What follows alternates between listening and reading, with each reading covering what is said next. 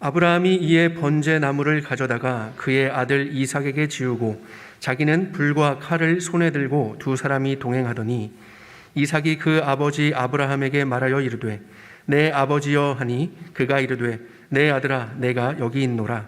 이삭이 이르되 불과 나무는 있거니와 번제할 어린 양은 어디 있나이까? 아브라함이 이르되 내 아들아 번제할 어린 양은 하나님이 자기를 위하여 친히 준비하시리라 하고 두 사람이 함께 나아가서 하나님이 그에게 일러주신 곳에 이른지라. 이에 아브라함이 그곳에 제단을 쌓고 나무를 버려놓고 그의 아들 이삭을 결박하여 제단 나무 위에 놓고 손을 내밀어 칼을 잡고 그 아들을 잡으려 하니 여호와의 사자가 하늘에서부터 그를 불러 이르시되 아브라함아 아브라함아 하시는지라. 아브라함이 이르되 내가 여기 있나이다 하매 사자가 이르시되 그 아이에게 내 손을 대지 말라. 그에게 아무 일도 하지 말라. 내가 내 아들 내 독자까지도 내게 아끼지 아니하였으니 내가 이제야 내가 하나님을 경외하는 줄을 아노라. 아브라함이 눈을 들어 살펴본즉 한 숫양이 뒤에 있는데 뿔이 수풀에 걸려 있는지라. 아브라함이 가서 그 숫양을 가져다가 아들을 대신하여 번제로 드렸더라. 아멘. 우리가 올해 예배의 회복을 위해 지난주부터 하나님을 기쁘시게 한 믿음의 선진들의 예배에 대해서 살펴보고 있는데요. 지난주에는 아벨의 예배를 통해서 예배는 믿음으로 드려야 된다는 것을 살펴보았습니다. 오늘은 두 번째로 아브라함의 예배에 대해서 살펴보려고 하는데요. 오늘 본문은 아브라함이 드린 예배가 어떤 예배였기에 하나님께서 기쁘게 받으셨는지를 잘 보여주고 있습니다. 여러분 12절을 보실까요? 사자가 이르시되 그 아이에게 내 손을 대지 말라. 그에게 아무 일도 하지 말라. 내가 내 아들 내 독자라도 내게 아끼지 아니하였으니 내가 이제야 내가 하나님을 경외하는 줄을 아노라. 하나님께서는 아브라함의 예배를 통해 이제야 내가 하나님을 경외하는 줄을 아노라 말씀하셨어요. 즉 아브라함의 예배는 하나님을 경외함으로 드린 예배였던 것이죠. 자, 하나님을 경외함으로 드린 예배여서 하나님께서 기쁘게 받으셨다는 겁니다. 자, 그러면 하나님을 경외한다는 것은 어떤 의미일까요? 사전적인 의미에서 본다면 하나님을 경외한다는 것은 곧 하나님을 두려워한다는 뜻입니다. 여러분, 하나님을 두려워한다. 이 두려움은 하나님에 대한 신앙의 본질입니다. 왜냐하면 하나님은 우리 인간과는 절대적으로 차이가 나는 분이시거든요. 하나님 앞에서 우리는 참으로 하찮은 존재임을 부정할 수가 없습니다. 하나님께서 이스라엘 백성들을 향해서 너 지렁이 같은 야곱아 라고 말씀하셨는데 그것은 정말 옳은 지적이시죠. 더군다나 하나님은 단 하나의 흠도 점도 없으신 지극히 거룩한 분이시거든요. 생각하는 것이나 입술의 말이나 행실에 있어서 온갖 죄와 허물로 더럽혀져 있는 우리는 그러한 하나님 앞에서 한없는 두려움과 떨림을 금할 수가 없죠. 자, 그러나 우리가 하나님을 두려워한다는 것은 그렇듯 무서운 두려움에서 끝나지 않습니다. 그 무서운 두려움에서 한 걸음 더 나아갑니다. 즉 존경으로 가득 찬 두려움인 것이죠. 여러분, 우리가 그렇잖아요. 인격과 삶이 아주 참 훌륭한 그런 분을 딱 대면하게 되면 어때요? 그 앞에서 나도 모르게 옷깃을 여미게 되고 언행을 삼가하고 조심하게 되지 않습니까? 그 이유가 뭡니까? 존경으로 가득 찬 두려움 때문에 그런 거죠. 마찬가지로 우리 하나님의 영광스러우심과 거룩하심, 자비하심, 그분의 권능, 그리고 그분의 완전한 행하심에 대해 우리가 점점 깨달아 알게 될 때 우리는 하나님을 향해서 존경으로 가득한 두려움, 즉 하나님을 경외하지 않을 수가 없습니다. 그래서요, 우리가 정말 신앙생활에서 가장 핵심이 되는 것은 뭐냐면 하나님을 아는 것입니다. 우리 하나님이 어떤 하나님이신가? 우리 하나님의 영광스러움, 우리 하나님의 자비하심, 우리 하나님의 거룩하심, 우리 하나님의 그 무한한 권능, 우리 하나님의 그 완전한 행하심, 이런 것들을 우리가 성경을 통해서 계속 이렇게 알아갈 때 하나님에 대한 알미 우리 안에서 더 풍성하면 풍성할수록 우리는 그 하나님 앞에서 우리 자신이 한편으로는 더욱더 위축되는 것은 사실이지만 또한 예수 그리스도를 힘입어서 그 하나님을 더욱더 바르게 경외하면서 예배할 수가 있거든요. 하나님을 경외하지 않을 수가 없게 되는 겁니다. 자, 그 결과 하나님을 경외함은 반드시 순종으로 표현될 수밖에 없어요. 하나님을 경외함은 순종으로 표현될 수밖에 없어요. 이건 반드시 그렇게 되어가는 그런 결말입니다. 자, 그렇다면 아브라함의 예배가 하나님을 경외함으로 드린 예배라는 것을 어떻게 알 수 있을까요? 방금 말씀드린 것처럼 하나님을 경외함은 무엇으로 나타난다고요? 순종으로 나타난다고 그랬죠. 그죠? 아브라함이 드린 예배가 하나님을 경외함으로 드린 예배라는 것은 이제 좀 전에 좀 이따 살펴보겠지만은 전적인 순종, 우리 하나님의 말씀에 전적으로 순종하는 것으로 나타났어요. 자, 이것을 이제부터 우리가 좀 살펴볼 텐데요. 이것을 알기 위해서는 이 사건의 처음부터 좀 살펴봐야 합니다. 이 사건의 발단이 뭐였죠? 하나님이 아브라함을 시험하신 것이었습니다. 1절을 보세요. 그 일 후에 하나님이 아브라함을 시험하시려고 그를 부르시되 아브라함아 하시니 그가 이르되 내가 여기 있나이다. 그 일 후에 하나님께서는 아브라함을 시험하시려고 그를 부르셨어요. 여기 언급된 그 일 후에라는 말은요, 앞에 21장 22절로 34절에 나오는 그 사건 후에라는 말입니다. 21장 22절로 23절에 보면 이렇게 말씀하고 있습니다. 그때 아비멜렉과 그 군대 장관 비골이 아브라함에게 말하여 이르되 네가 무슨 일을 하든지 하나님이 너와 함께 계시도다. 그런즉 너는 나와 내 아들과 내 손자에게 거짓되이 행하지 아니하기를 이제 여기서 하나님을 가리켜 내게 맹세하라. 내가 네게 후대한 대로 너도 나와 네가 머무는 이 땅에 행할 것이니라. 아비멜렉은 그랄 왕이었습니다. 그는 아브라함이 무슨 일을 하든지 하나님이 아브라함과 함께 계신다고 말하면서 하나님께 말씀을 잘 드려서 자신들을 좀 잘 봐달라고 지금 아브라함에게 부탁을 한 거예요.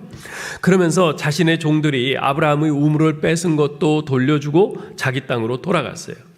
한 나라의 왕이 아브라함에게 꼬리를 말고 도망친 거죠. 자, 그렇다면 아브라함이 무슨 일을 하든지 하나님이 그와 함께 계신다는 것을 아비멜렉은 어떻게 알았을까요? 그것을 보려면 또 그 앞장을 보아야 합니다. 20장에 보면 아브라함이 그랄 땅에 잠시 체류했을 때 그랄 왕 아비멜렉이 아브라함의 아내 사라를 데려갔어요. 그러자 그날 밤 하나님께서 아비멜렉의 꿈에 나타나셔서 말씀하시기를 내가 아브라함의 아내 사라를 돌려보내지 않으면 너와 네게 속한 자들이 반드시 다 죽으리라. 엄히 경고하셨어요. 그리고 하나님께서는 그 일로 아비멜렉 집에 모든 태를 닫으셔서 출산을 못하게 하셨죠. 그러자 이 아비멜렉이 아주 혼비백산을 합니다. 야, 이거 아브라함 잘못 건드렸다 큰일 나겠구나 하면서 사라를 아브라함에게 돌려보내고요. 양과 소와 종들과 땅을 아브라함에게 주었습니다. 그때 아브라함이 이제 하나님께 기도하자 하나님께서 아비멜렉과 그의 아내와 여종을 치료하사 다시 출산케 하셨습니다. 자, 이런 일을 통해서 아비멜렉은 아브라함이 무슨 일을 하든지 하나님께서 아브라함과 함께 하신다는 것을 알았던 겁니다. 자, 그런데 어째서 하나님께서는 바로 그 사건 후에 아브라함을 시험하신 걸까요? 자, 여러분 보셔요. 그랄 왕 아비멜렉이 군대 장관 비골과 더불어서 아브라함에게 와서 하나님께 부탁해서 자신들을 좀 제발 좀 잘 봐달라 이렇게 부탁하고 빼앗던 우물도 돌려주고 자기 땅으로 돌아간 이 사건은 아브라함 입장에서는 아주 굉장히 고무적인 일이었을 겁니다. 여러분 보셔요. 한 나라의 왕이 아브라함한테 와서 지금 고개를 숙이는 거예요. 그러면서 잘못했다고 빌면서 부탁을 하고 그러면서 돌아갔잖아요. 자, 이 아브라함에게 한 나라의 왕이 그렇게 꼼짝 못하게 그렇게 하신 거, 고개를 숙이게 하신 이 사건, 이게 엄청난 사건 아니겠어요? 그래서 21장 33절에 보면 아브라함은 브엘세바에 에셀나무를 심고 거기서 영원하신 여호와의 이름을 불렀다고 되어 있습니다. 제가 하나님께 예배 드린 거죠. 그때 아브라함이 드린 예배는 자신을 보호하시고 자신을 형통케 하신 저기 그 다른 나라의 왕까지 와서 자기 앞에 꼼짝 못하게 고개를 숙이게 하신 그런 하나님께 감사와 찬양으로 드리는 예배였습니다. 여러분, 모든 사람이 다 그런 것은 아니지만요, 대부분의 신자들은 어때요? 우리가 한 기도가 응답받거나 하는 일이 잘 풀리고 형통하게 되거나 그러면 하나님께 감사하면서 경배하죠. 그건 지극히 정상적인 겁니다. 지금 아브라함도 그랬어요. 자, 그런데 하나님께서는 그렇게 일이 잘 풀리고 형통하고 성공할 때뿐만 아니라 그야말로 답답하고 혼란스럽고 실패하고 고통스럽고 절망적인 그런 상황에서도 과연 하나님을 예배할 것인지 그것을 알고 싶으셨어요. 그래서 아브라함을 시험하신 겁니다. 방금 전 앞에서는 아브라함이 그야말로 형통한 거죠. 위기에 처했을 때 하나님께서 위기에서 건져주셨죠. 또 그 왕으로 하여금 아브라함에게 와서 고개를 숙이게 하셨죠. 아브라함이 형통했어요. 성공했어요. 그랬을 땐 하나님을 찬양하고 감사하고 경배를 드렸어요.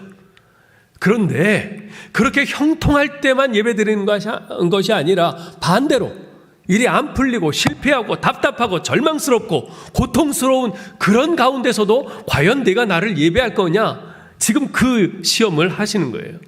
구체적으로 어떤 시험입니까? 2절을 보세요.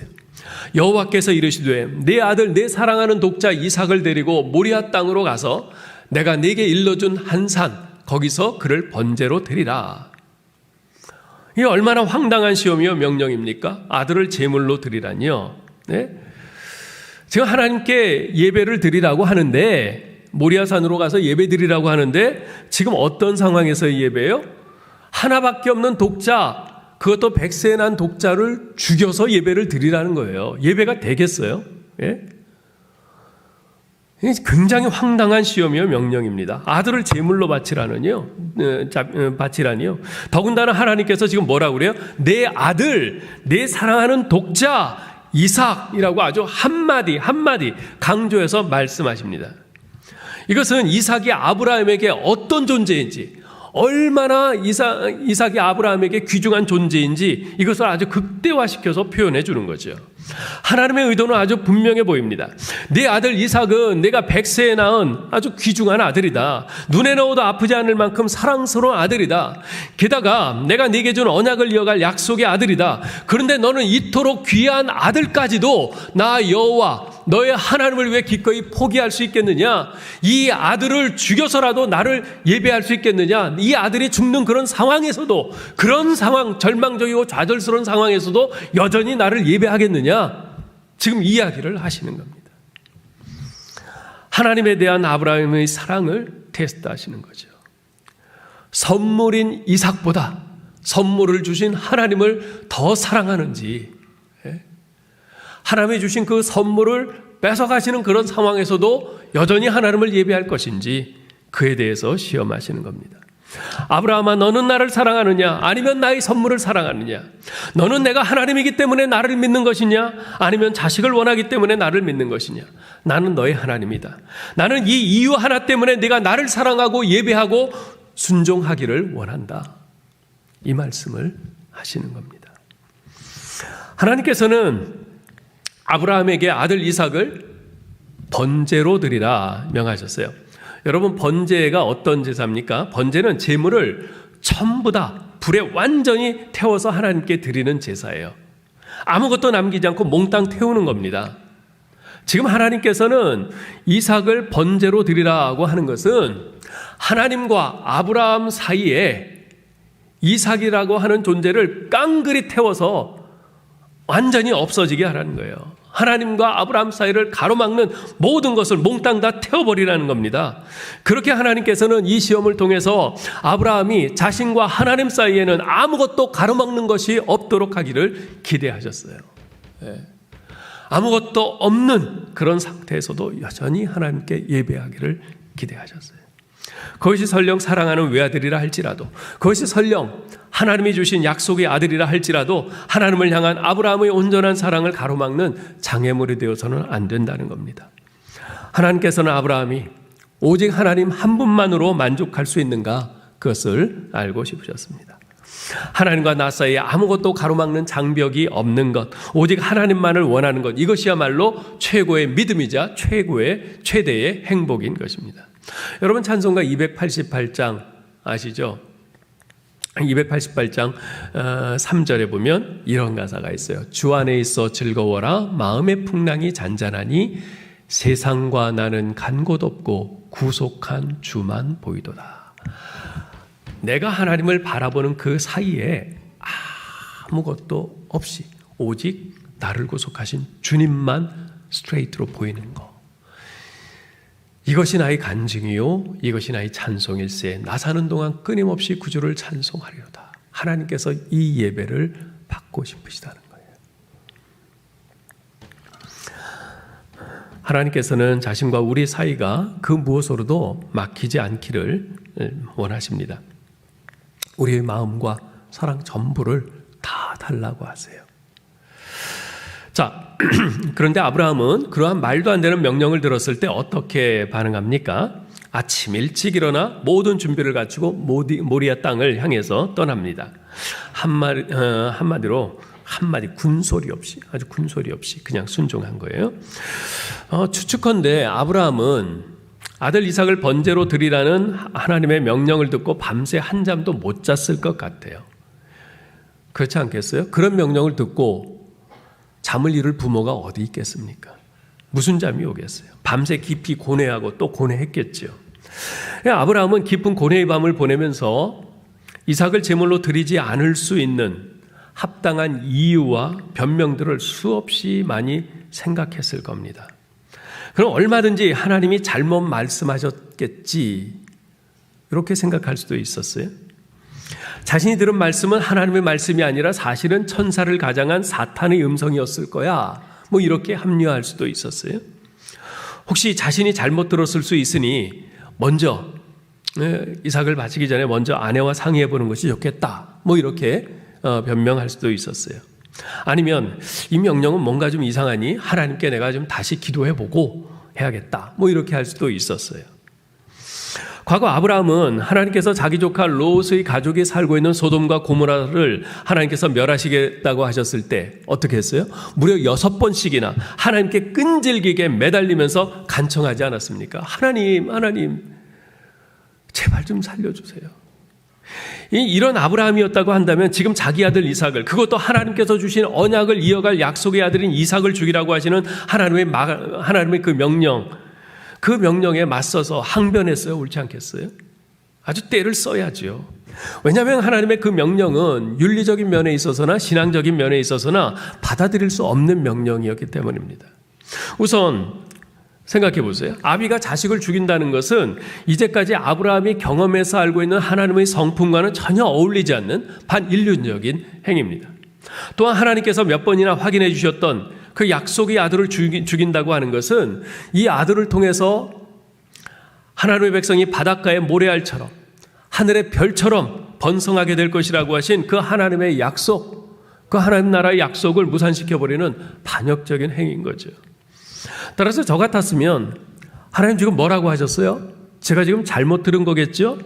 아니 그런 반윤리적이요 전에 약속하신 말씀과 모순되는 일을 명하시다니 이건 아니죠. 그렇게 되묻고 따졌을 것 같아요. 여러분, 우리들은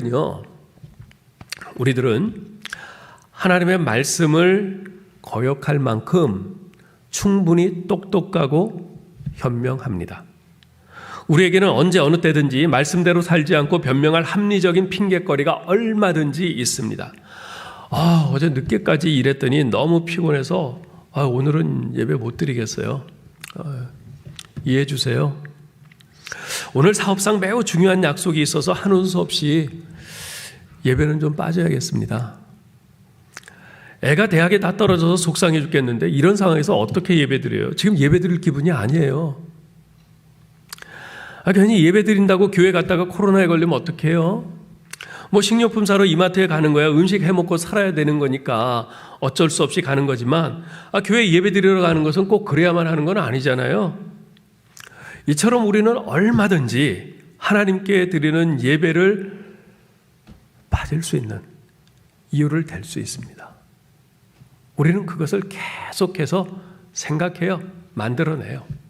우리는 얼마든지 그렇습니다.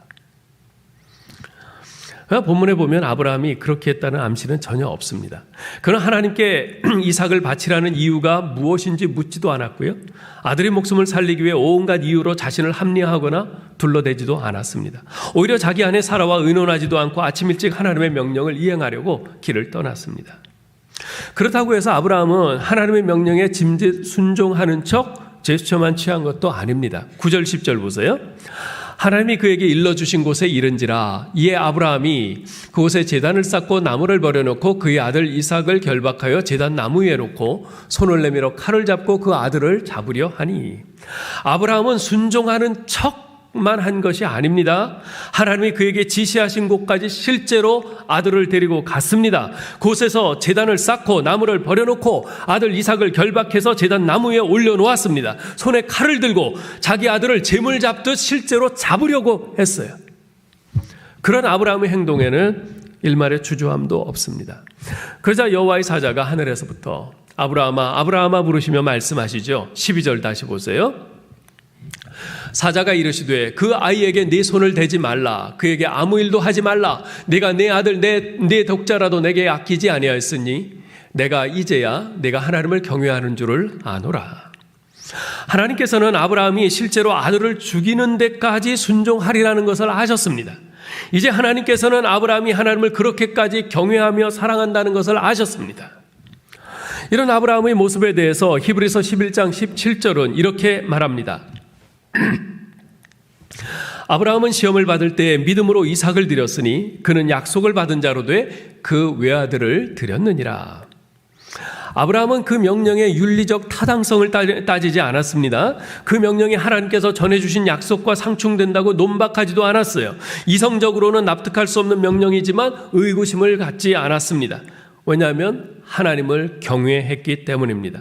그런 하나님의 경외는 곧 하나님에 대한 온전한 신뢰와 순종으로 나타났습니다.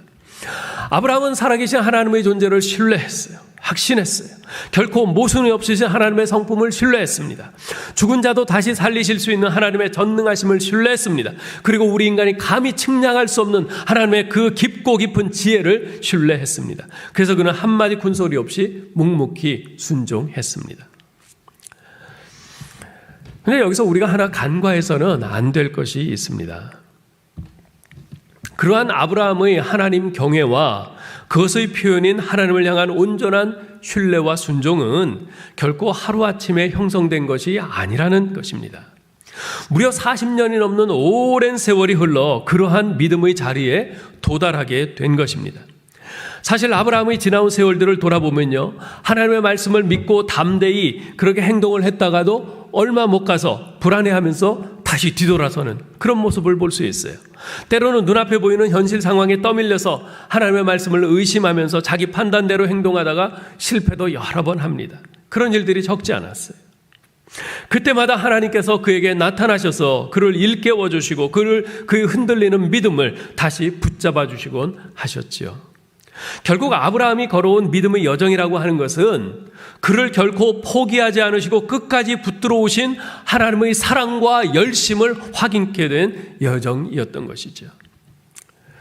자, 그런데 아브라함은요, 그 오랜 세월 믿음의 여정을 걸어오면서 한 가지 분명한 확신을 가지게 됐습니다. 그것은 하나님께서는 당신의 자녀에게 최선을 계획하시고 행하신다는 것이었어요. 하나님께서는 당신의 자녀에게 최선을 계획하시고 행하신다는 것. 이 확신을 갖게 됐어요.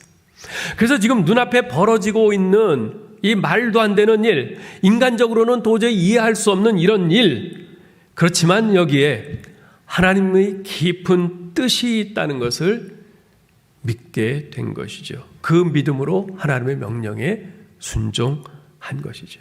이해해서가 순종한 것이 아니라, 이해가 다 됐기 때문에 순종하는 것이 아니라 하나님의 명령 자체는 이해가 안 돼요. 그렇지만 하나님을 믿어요.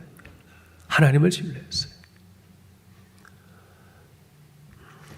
그 하나님을 신뢰했기 때문에 그 하나님의 입에서 나오는 아무리 정말 엉또당또 안 보이는 그런 말이라 할지라도 반드시 이것은 진실한 말씀이다.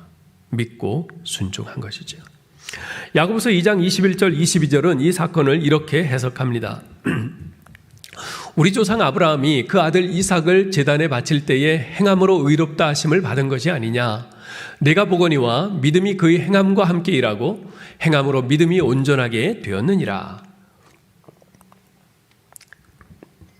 무슨 말입니까? 아브라함의 믿음은 그의 순종으로 말미암아 온전하게 되었다는 겁니다. 즉 믿음의 표현이 바로 순종이라는 겁니다. 제가 종종 언급하는 독일의 순교자 디트리 보네포 목사님, 그분은 독일의 히틀러가 제2차 세계대전을 일으켰을 당시 미국 유니온 신학교 초청을 받아서 미국에 머물고 있었습니다. 머무는 도중에 히틀러가 제2차 세계대전을 일으킨 것이죠.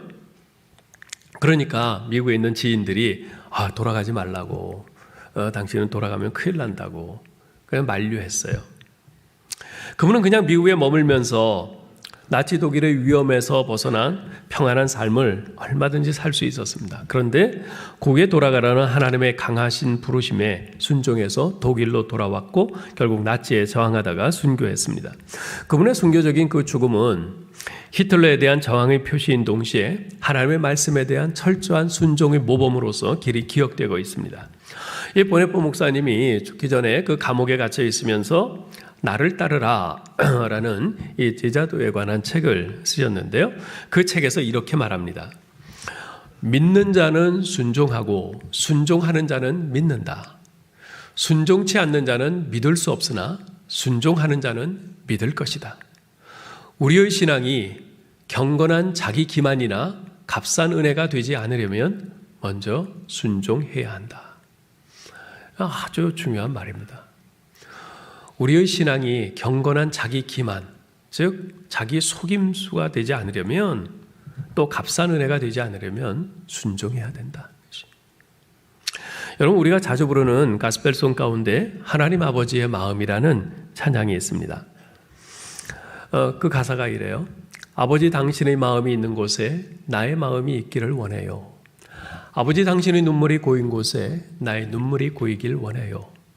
아버지 당신이 바라보는 영혼에게 나의 두 눈이 향하길 원해요. 아버지 당신이 울고 있는 어두운 땅에 나의 두 발이 향하길 원해요. 나의 마음이 아버지의 마음 알아. 내 모든 뜻 아버지의 뜻이 될 수 있기를. 내 온몸이 아버지의 마음 알아. 내 모든 삶 당신의 삶 되기를. 이 가사 한 소절 한 소절이 정말 버릴 게 없어요. 얼마나 귀한 가사인지 모르겠어요.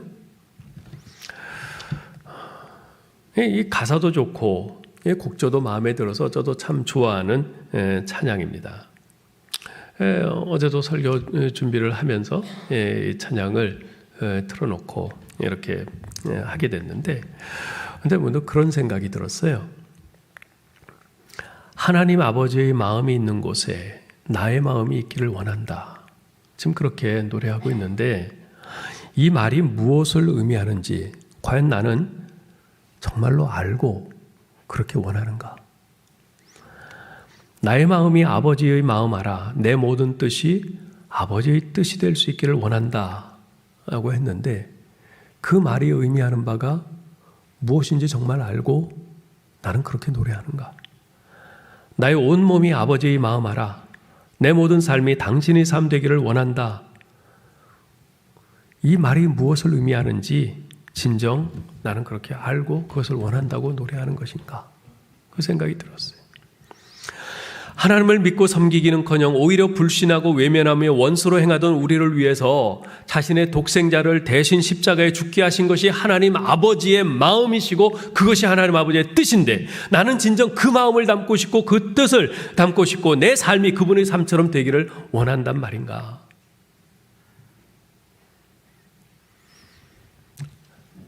나를 억울하게 하고 내 마음을 찢어놓고 내 눈에서 피눈물이 흐르게 만든 그 사람,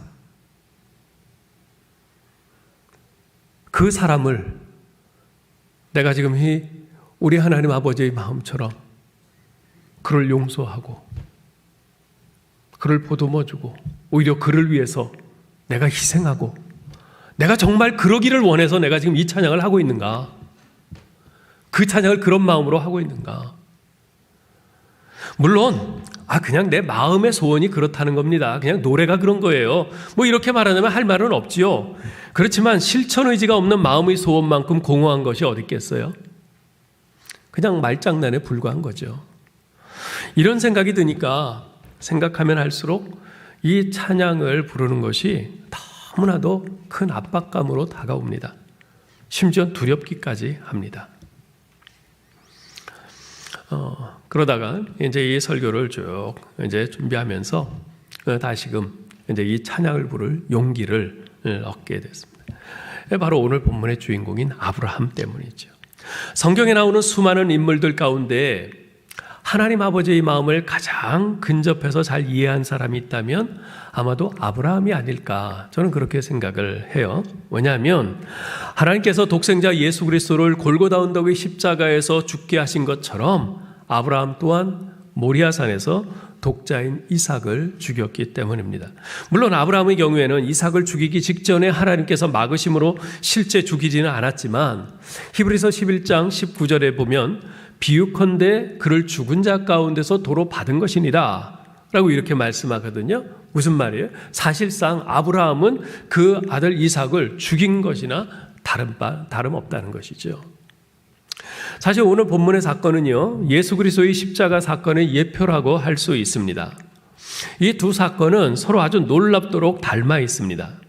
아들 이삭이 나무를 지고 가고 아브라함이 불과 칼을 들고 갔듯이 예수께서 십자가를 지고 골고다 언덕까지 올라가셨지만 아들의 죽음이라는 최종적인 짐을 담당하셨던 분은 바로 성부 하나님이셨어요. 아브라함이 하나님을 사랑하는 표시로 자신의 독자 이삭을 기꺼이 드린 것처럼 하나님께서는 인간을 사랑하는 표시로 당신의 독생자 예수 그리스도를 아낌없이 내어주셨습니다. 요한복음 3장 16절이 그것을 말씀하고 있죠. 하나님이 세상을 이처럼 사랑하사 독생자를 주셨으니 이는 그를 믿는 자마다 멸망치 않고 영생을 얻게 하려 하심이니라. 그리고 죽음의 문턱까지 갔던, 실제로 죽은 것이나 진배 없던 이삭을 하나님께서 다시 살리셨듯이 십자가에서 우리의 죄를 지고 죽으신 예수 그리스도를 하나님 아버지께서 죽은 자들 가운데서 다시 일으키시고 부활시키셨어요. 그래서 이 두 사건은, 이 아브라함의 사건은 바로 예수 그리스도의 십자가의 사건의 예표인 것입니다. 자, 어쨌건 자신의 독자를 죽여보지 않고는, 자기가 그렇게 끔찍이 아끼고 사랑하는 독자를 죽여보지 않고는 하나님의 심정을 조금이라도 이해할 수가 없는데, 아브라함은 이삭을 바치는 그 순종을 통해서 하나님의 심정을 그래도 가장 잘 이해할 수 있게 된 사람이 된 겁니다. 여기서 우리가 한 가지 분명히 깨닫게 되는 사실이 있어요. 그것은 하나님의 심정을 가장 잘 이해할 수 있는 길은 바로 순종이라는 사실입니다. 하나님의 이런 말씀 저런 말씀에 직접 몸으로 부딪혀 순종하려고 할 때 십자가의 그 엄청난 사랑을 가능케 했던 우리 하나님 아버지의 심정이 조금 더 가깝게 와닿게 되는 것이죠. 물론 우리가 처음부터 자식을 바치는 순종을 할 수 없습니다. 그건 못해요. 그건 불가능합니다. 그 아브라함도 마찬가지였어요. 그러나 아브라함은 하나님을 만난 후 오랜 세월을 지나면서 한 해 한 해 하나님을 더 경외하게 되었고, 그에 따라 한 발짝 한 발짝 순종의 발걸음을 옮길 수 있었습니다. 물론 도중에 넘어질 때도 있었죠. 그러나 그때마다 주님의 도우심을 힘입어 다시 일어났고요. 세월이 지나면서 하나님을 더욱더 신뢰하게 되었고, 마침내 독자인 이삭을 바치는 순종에까지 도달하게 된 것이죠. 그리고 아브라함에게 그러한 순종이 가능했다면 오늘 우리에게도 또한 가능하다고 지금 성경은 말씀하고 있는 겁니다. 그것이 바로 성경에 이 사건을 기록해 놓으신 하나님의 의도인 것이죠. 그렇게 하나님께서는 하나님을 경외함으로 드린 아브라함의 예배를 기쁘게 받으셨습니다. 그리고 그렇게 하나님을 경외하여 결단과 순종으로 드린 예배에는 하나님의 놀라운 응답이 있습니다. 13절 14절 보세요. 아브라함이 눈을 들어 살펴본즉 한 숫양이 뒤에 있는데 뿔이 수풀에 걸려 있는지라. 아브라함이 가서 그 숫양을 가져다가 아들을 대신하여 번제로 드렸더라. 아브라함이 그 땅 이름을 여호와 이레라 하였으므로 오늘날까지 사람들이 이르기를 여호와의 산에서 준비되리라 하더라. 아멘. 사랑하는 성도 여러분, 꼭 기억하시기 바랍니다. 지금 여러분이 예배하는 하나님은 바로 여호와 이레의 하나님이십니다. 그분은 여러분을 위해 준비하고 채우세요. 사실 이삭을 죽이는 것은요, 하나님의 시험의 목적이 아니었습니다. 하나님께서는 단지 아브라함에게 알려주고 싶으셨던 거예요. 자신이 가장 소중히 여기는 이삭을 하나님을 경외함으로 하나님의 말씀에 순종하여 버릴 때 비로소 진정한 이삭을 얻게 된다는 그 사실을 말입니다. 그렇습니다. 여러분, 죽여야 살 수 있습니다. 비워야 채워집니다. 버려야 얻게 됩니다. 내 자아가 죽는 만큼 하나님께서 더 가까이 다가오십니다. 내 겉사람이 죽을수록 속사람은 살아납니다. 육이 죽을수록 영은 살게 됩니다. 이것이 바로 여호와 이레, 준비하시는 하나님의 주시는 축복이요 비밀입니다. 이제 말씀을 맺겠습니다. 하나님께서 기쁘시게 받으신 아브라함의 예배는 하나님을 경외함으로 드린 예배였습니다. 그는 하나님을 경외했기에 일이 잘 풀리고 성공하고 형통할 때뿐만 아니라 그야말로 안 풀리고 실패하고 답답하고 혼란스럽고 고통스럽고 절망적인 상황에서도 여전히 하나님께 순종하며 예배할 수 있었습니다. 왜냐하면 하나님께서는 우리의 상황과 형편의 어떠함에도 불구하고 우리가 마땅히 경배하고 찬양하며 높여야 할 이유가 되시는 유일하신 참 하나님이시오 우리의 구속주이시기 때문에 그렇습니다. 그러하기에 하나님을 경외하는 우리 하나님의 백성들은 건강하든 병약하든 부하든 가난하든 그 마음이 늘 하나님을 예배하는 예배의 자리를 사모합니다. 죽음을 앞둔 병상에서도 우리 하나님을 바라보며 예배합니다. 거듭되는 실패로 인한 좌절의 자리에서도 우리 하나님을 향해 마음을 열고 하나님을 경배합니다. 하나님의 행하심이 이해가 안 되고 의문이 들어도 예배의 자리에 나와서 우리 하나님 앞에서 씨름하며 예배합니다. 말할 수 없는 고통과 번민 속에서도 결코 예배의 자리를 외면하지 않습니다. 세상의 즐거움이나 이익과 예배의 자리를 절대 바꾸지 않습니다. 그리고 그 예배를 통해서 여호와 이레 준비하시고 우리의 필요를 채우시는 우리 하나님을 경험합니다. 그러한 아름다운 예배의 선순환이 일어나게 되는 것이죠. 아무쪼록 일이 잘 풀리고 형통할 때뿐만 아니라 답답하고 혼란스럽고 고통스럽고 절망적인 상황에서도 우리 하나님을 경외함으로 하나님께 순종하고 예배드릴 수 있고 그런 예배를 통해 여호와 이레 준비하시는 하나님을 경험하는 저와 여러분 될 수 있기를 주님의 이름으로 축원합니다. 하나님 은혜를 감사합니다. 하나님 아버지, 아브라함의 예배를 담기를 원합니다. 우리의 기도가 원하는 대로 응답되고 하는 일이 잘 풀리고 아무 어려움 없을 때 그때만 하나님께 예배하는 것이 아니라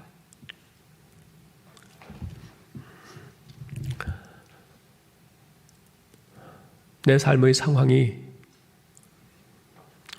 몹시도 어렵고 궁핍하고 실패와 좌절로 점철되고 고통으로 절망으로 나를 짓누르는 그런 상황 속에서도 하나님은 여전히 우리가 예배해야 될 이유가 되시는 절대자 하나님이시오, 유일하신 참 하나님이시오, 날 구원하신 구원자 하나님이심을 믿음으로 바라보면서 그 하나님을 경외하는 가운데 여전히 예배의 자리로 나아가고 예배를 사모하고 하나님을 예배할 수 있는 저희들 되게 하여 주시옵소서. 그리고 그러한 우리에게 여호와 이레 우리의 모든 필요를 준비하시고 채우시는 우리 하나님의 그 아름다우신 손길을 경험하고 누리고 그로 인해 또다시 우리 하나님 앞에 감사하는 예배하는 이 아름다운 예배의 선순환이 일어나는 우리 모두 되게 하여 주옵소서. 우리 주 예수 그리스도의 이름으로 기도하옵나이다. 아멘.